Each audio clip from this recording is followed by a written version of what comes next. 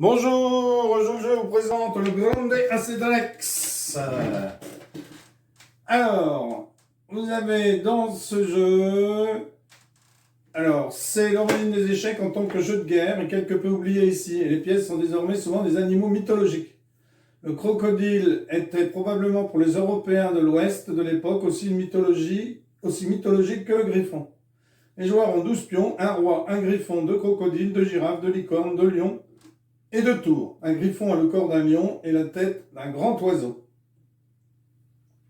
Donc le griffon est à côté du roi.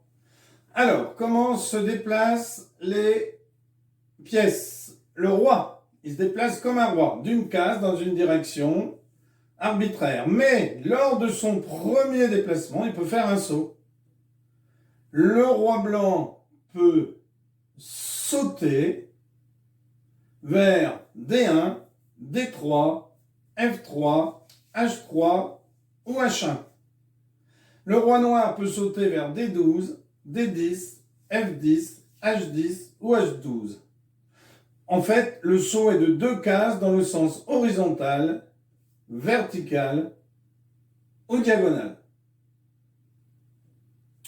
Le griffon qui est à côté du roi, il se déplace d'une case en diagonale, suivi d'un nombre arbitraire de cases horizontales ou verticales. Le griffon ne peut également se déplacer que d'une case en diagonale, s'il le souhaite. Alors, le griffon ne peut pas sauter par-dessus d'autres pièces. Et que le chemin sans obstacle doit commencer par le mouvement en diagonale. La licorne qui est située ici. Donc là, on a notre griffon et nos licornes ici. Eh bien, nos licornes, le premier mouvement d'une licorne dans le jeu est celui d'un cavalier, c'est-à-dire un L. 2 cases, une case.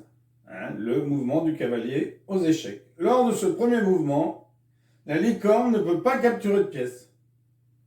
Après ce premier mouvement, la licorne se déplace comme un fou moderne. C'est-à-dire qu'au départ, si ma licorne est là, elle peut faire 1, 2, 1 ou 1, 2, 1. Elle fait un L. Ça, c'est son premier mouvement, mais elle ne peut pas capturer. Et lors de ces mouvements suivants, elle va se déplacer comme un fou, c'est-à-dire en diagonale. Donc si elle est sur une case bleue, elle restera toujours sur une case bleue. Si elle est sur une case blanche, elle restera toujours sur une case blanche. Après son premier déplacement. Alors comme là, elle est bleue, elle sera sur blanche. Donc elle sera mouvement diagonal sur les cases blanches. Comme là, elle est sur case blanche, elle sera sur une case bleue, puisqu'elle peut venir ici, ou ici, ou ici, ou ici. Et bien après, elle sera comme un fou sur les diagonales bleues, sur les cases bleues. Le lion qui est situé à côté de la tour, il saute de 3 cases horizontalement ou verticalement. Donc il saute de 3 cases. Le déplacement du lion n'est pas gêné par les pièces se trouvant sur les cases par-dessus lesquelles il saute. Par contre, bien entendu, il va falloir qu'il y ait de la place. Là, par exemple, les lions ne pourraient pas sauter horizontalement.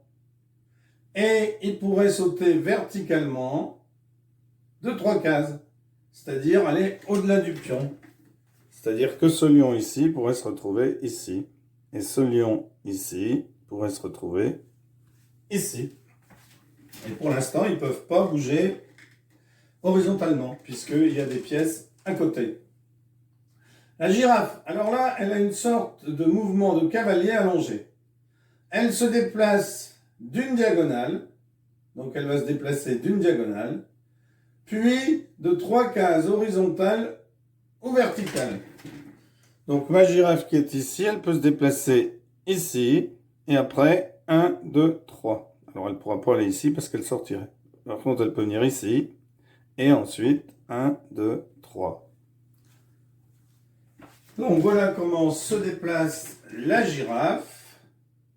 Elle saute, c'est-à-dire que son mouvement est comme celui d'un cavalier qui n'est pas gêné par une pièce se trouvant sur une case passé. Le crocodile, il se déplace comme un évêque moderne. La tour se déplace comme une tour normale, c'est-à-dire autant de cases qu'on veut, horizontalement, verticalement, à condition bien sûr qu'il n'y ait pas de pièces pour gêner. Et le pion se déplace comme un pion normal, mais il n'a pas le droit de doubler lors du premier pas. Et dans ce jeu, il n'y a pas de roc. Alors un pion déplacé vers la dernière rangée est promu au type de pièce qui se trouvait sur cette rangée dans la configuration d'ouverture. C'est-à-dire que lorsque votre pion arrive sur la dernière ligne, il faut regarder où il arrive par rapport au départ pour voir en quoi il est promu. S'il est en tour, en lion, en girafe, en crocodile, en licorne, etc. Alors, des fois, il y a d'autres règles. Le but du jeu, bien entendu, c'est de mater l'adversaire. Alors, les règles exactes pour le patte et le roi nus ne sont pas connues, mais il est fort probable qu'elles soient les mêmes que dans le jeu Chatrange. C'est-à-dire qu'un joueur qui met son adversaire en impasse gagne la partie. Un joueur qui met à nu le roi de son adversaire, c'est-à-dire qui prend la dernière pièce non-roi, y compris les pions de l'adversaire, gagne la partie. À une exception près, lorsque l'adversaire peut également mettre à nu l'autre roi en un seul coup. La partie, à ce moment-là, est nulle. Voilà comment vous pouvez jouer au Grande Acedrex. Alors, je ne vais pas faire de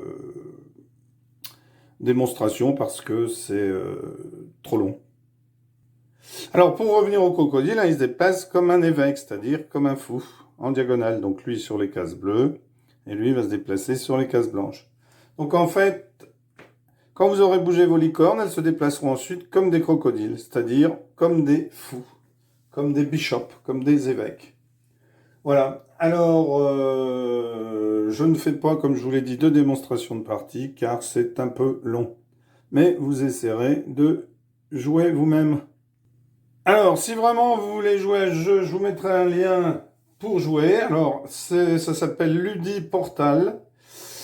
Vous essaierez de l'installer. On peut jouer à ce jeu sur ce site. Voilà, merci pour avoir suivi cette vidéo et à bientôt pour une nouvelle vidéo. Au revoir.